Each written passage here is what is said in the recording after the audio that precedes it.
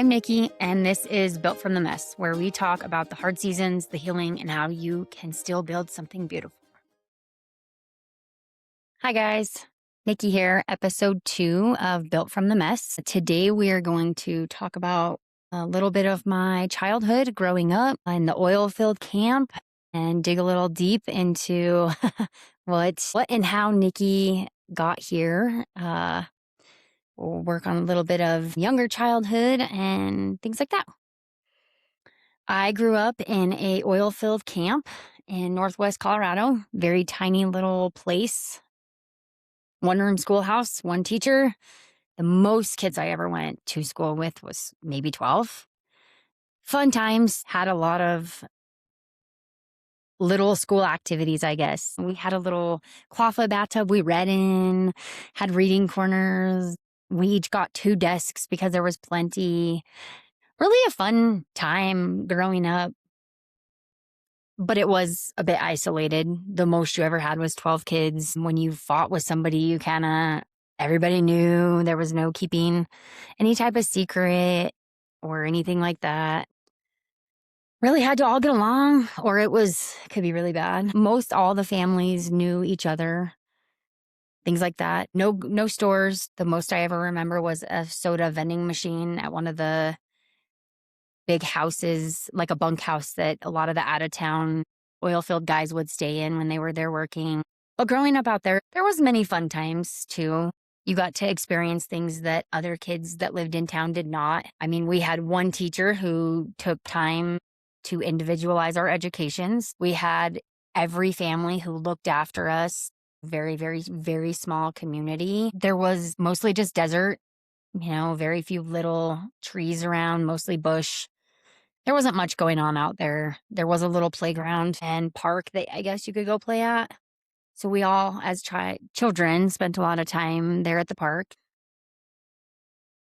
There was times it was really good, times that it was not as good. There was a lot you didn't know growing up. You didn't grow up with the outside world. You were kind of isolated in that type of sense, which in my opinion is good and bad. There was not a lot of getting teased or made fun of for what you wore, how you dressed. Most families out there were very equal to you. There was no, how come you don't have the newest of this or the newest of that? Of course, there was no technology, so nobody had to deal with any of that. Things like that. Those times were some good times I look back in my life. My parents, especially, they took us camping a lot. Even though we lived so far out, it was still go out and go camping. My mom and dad were always great about making sure we had like a dirt bike or a four-wheeler or some type of fun thing we could be doing. And it was a lot of fun. Like I remember those times being some very good times in my life.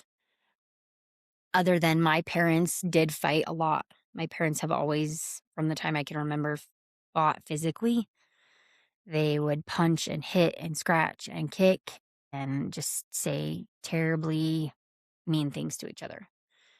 And those were some of the hard times. I remember laying in bed at night listening to my parents fight. Me and my sisters both just kind of cuddled up and tried to cover our ears, tried to silence the noise, and wake up the next morning and hope that most of it was kind of still standing around. Most of the time it was. I can still remember a few times where my mom and dad would have friends around and those friends would take us for the evening. We'd either wake up at somebody else's house and then go back and kind of see what the damage was, which was not always fun. I mean, those are hard times. Nobody wants to wonder how their mom and dad are. And a lot of that I've brought into later life. I do not like conflict. I don't like fighting. I don't like any of that type of stuff because of those things. They fought a lot too. They did drink a lot back in those days. They would hang out with people and party and do all those types of things, which never really bothered me and my sisters any until the fights would break out and happen. And those were tough. But growing up out there, I mean, I still remember, times of blowing up an entire raft that you're supposed to take down the river and trying to sled in it with like 10 people. And there's no way that's possible. We didn't do it. We were not successful. But those were the fun times, the grateful times that I look back on my childhood and remember that although my mom and dad had some struggles, those were some of the better times. The fights were hard, but we managed to get through those and move forward. I still remember a very few friends, and I still know most of those people today. I still can see some of them through social media, things like that. Some of them I've lost touch with, but a lot of them I still am able to communicate with. Some of them even still live in the same town that I live in, and they know my parents. They still talk of stories of my parents and things like that. We did not spend much time with our grandparents or outside family members. I don't remember much of that when I was growing up out there. Rarely going to out of state to see my mom's parents, and then my dad's parents were, here in the town that I'm currently in, and we just didn't see them much either. And when we did, we always felt a little different around certain people. And I think it's a big part to not everybody approved of how my mom and dad parented us or how my mom and dad raised us. I will say my mom and dad were hard parents, and they were not easy on us by no means. They were difficult. We got spanked, we got told not to do things, we got punished. There was a lot of that type of stuff. My mom was honestly the mom who, if we said we were bored around her, she gave us a job to do. If we couldn't find something to do for ourselves, she was putting us to work. And to the point our friends knew not to say we're bored around my mom because we'd all get jobs and we didn't want that. So if my friends said they were bored, I was having them scoot out the door and we were finding something to do because I didn't want to be put to work. I knew better than to do that. My dad was a very given when we were younger, I guess. If we wanted something at the store, he'd be like, yeah, sure.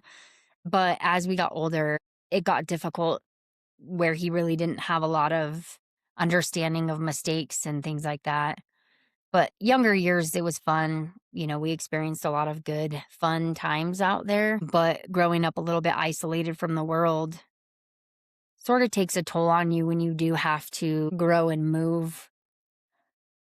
Those times kind of started to get a little bit hard as far as we didn't know how you dressed cool or how you were supposed to act.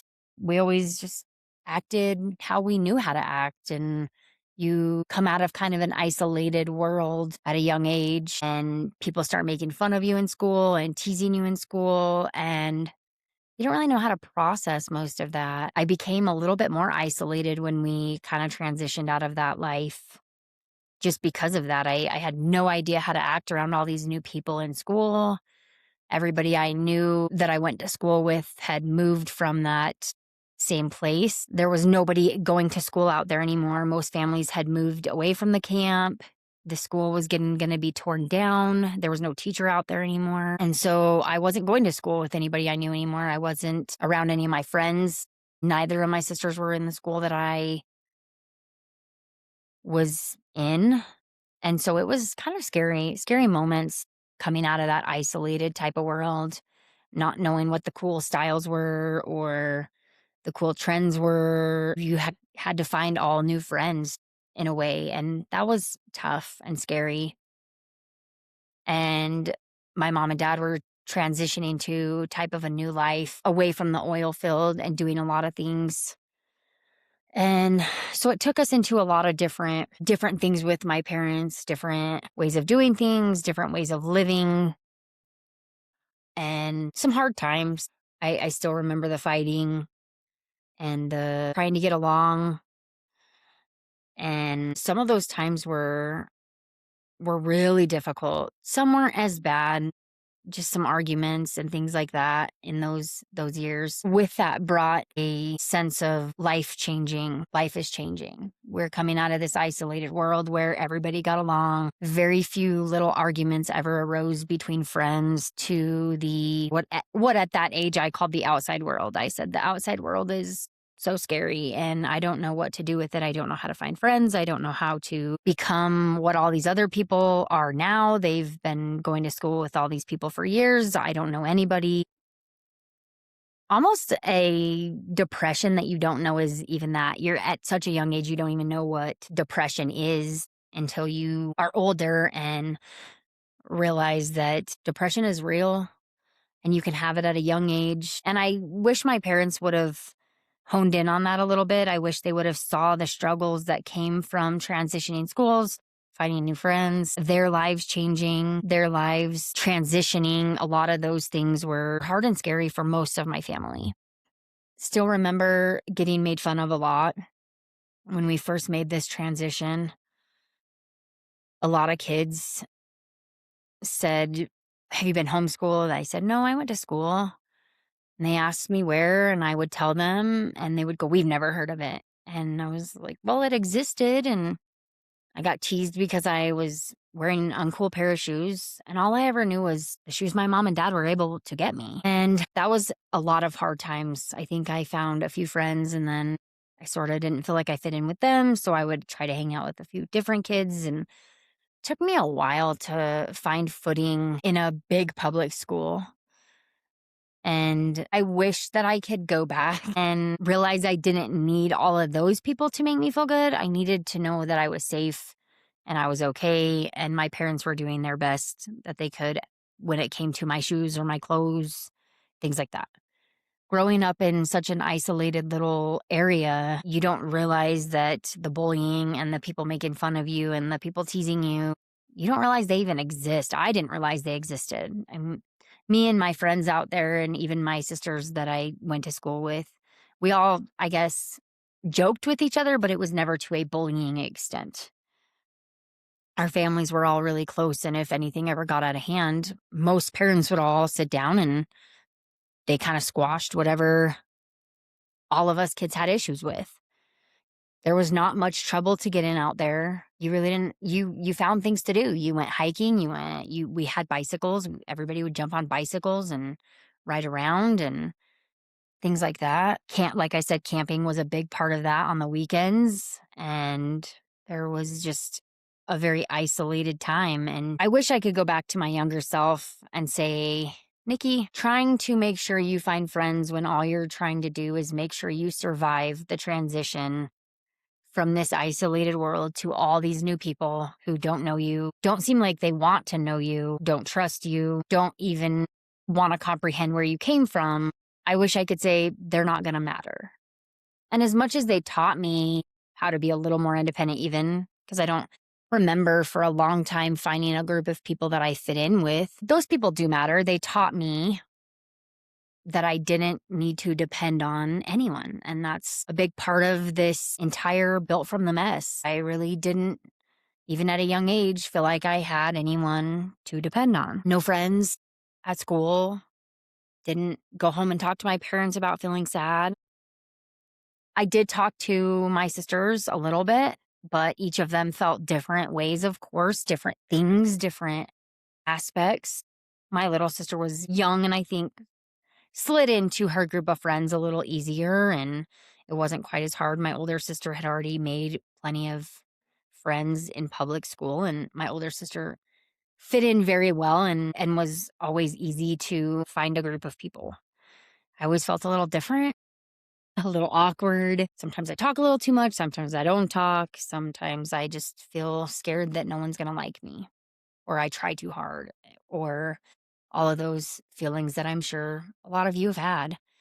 And I've been there, trying too hard, don't know what to do. At such a young age, the young age is tough. Sometimes in those days, I still had the mess. Some days the mess was heavy and I would feel very, very alone. Sometimes the mess was not as heavy, or I didn't have as bad of a day at school and I felt a little bit lighter, and some days just weren't as tough, but some days were still very heavy. I do wish that I could look back and remember having conversations with my parents about struggling in school, struggling to fit in with people, let alone try to learn what the teachers were teaching you.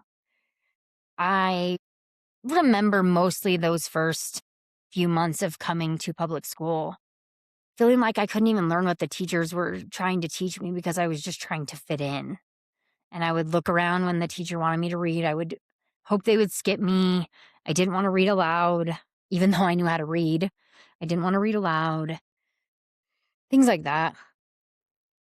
all of these people I went to school with, there was a public pool here in the summer times. And of course, summer, once we moved in and transitioned, was going to mean a whole different subject. But we never got to just go spend summers at the pool with all of our friends, things like that, taking swimming lessons. I still didn't know how to swim at this age. We grew up around no water and spent most summers once we transitioned into this working for my mom and dad in the hayfield and on a tractor and things like that, which taught me also um a lot of life lessons as well.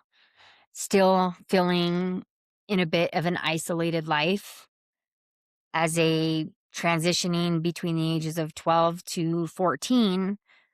Most kids are spending their summers with their friends at the pool, hanging out, riding bikes, and I spent it on a tractor. From morning to night, I was on a tractor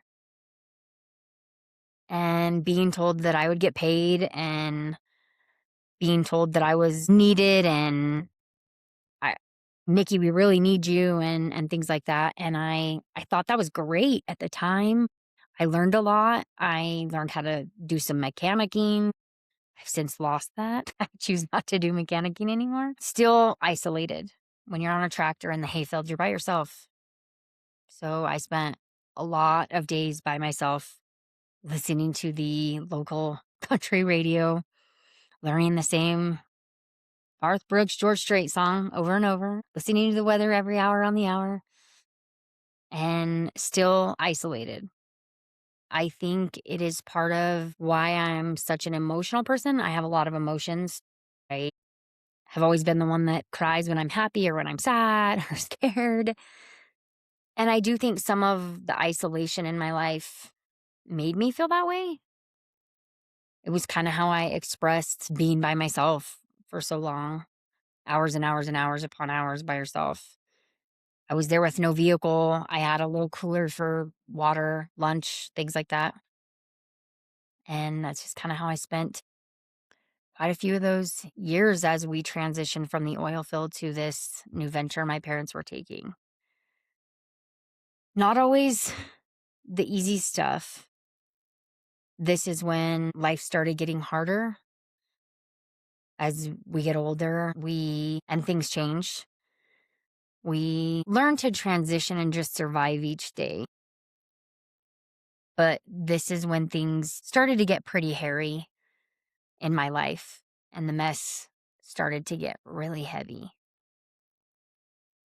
If you're in those stages of life right now, or you've grown up isolated, or you've been in those positions of being teased, made fun of, not a lot of friends, don't know who your friends are, you're in the right spot. You're not alone. You don't have to be alone. And it does get better. There are days when you're in the trenches, and those days are hard, and you're validated in your feelings, but just know that it is okay and you will be okay. The struggle sometimes is part of what makes you you. It's part of what helps to create how you view the world from that point forward. I do believe a lot of those things I experienced and the life I lived taught me how to be who I am today, how to be independent, how to really work hard and to always thrive, to want better for yourself. It's possible to get better for yourself. It's possible to want better for yourself, and you should want better for yourself.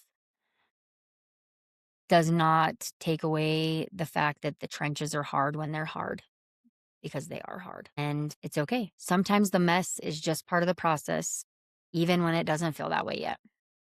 This is Nikki, and this is Built from the Mess.